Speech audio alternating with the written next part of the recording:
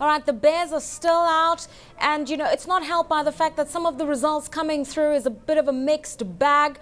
Let's start off with results coming through from Standard Chartered. 12% drop in earnings.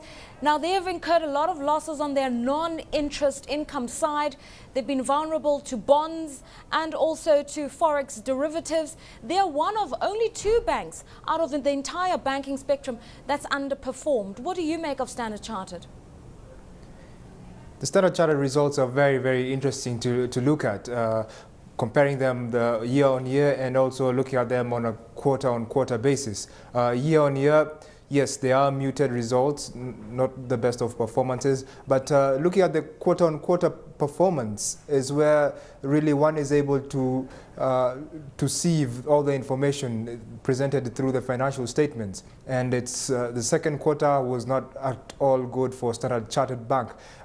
One of the very interesting things has been that the central bank over the recent history has been complaining about or accusing several players on forex trading, and Standard Chartered today came out with those numbers that and we saw quite a surge in terms of their balances due to banks overseas. I think quarter on quarter it grew about 3%. Year on year that figure is about 8 times. Sorry, I mean quarter on quarter it grew 3 times. Year on year it's about 8 times. So Standard Chartered may be one of those that the central bank has been mentioning about. But that aside, the cost containment for as far as staff costs and so on go, Standard Chartered has been doing okay, only that they seem to be hit very, very hard.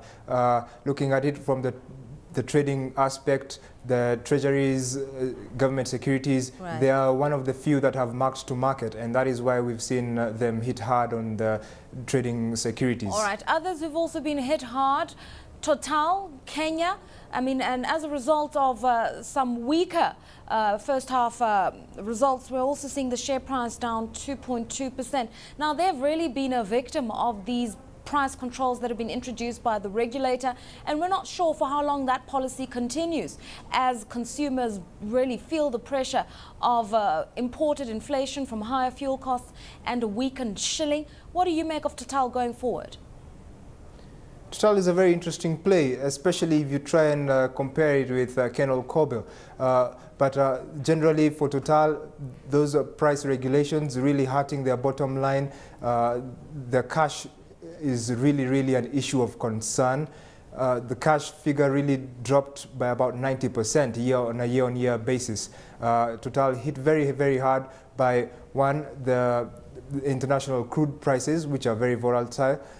Two, the higher tax impacts in terms of the energy players now have to pay up front for the taxation, and three, that Total is not able to pass on these effects, also coupled with supply chain disorganization, which the new regulations have brought in. So Total, things not looking very good there, especially now when you compare it with Kenyan Market, which unfortunately is a regional player, so you really wouldn't be comparing like with like. Kenyan Market, on the other hand, has been very robust in its performance, and unfortunately has not provided country-on-country results. So it's very difficult to compare the two. All in all, Total hit pretty hard. Okay.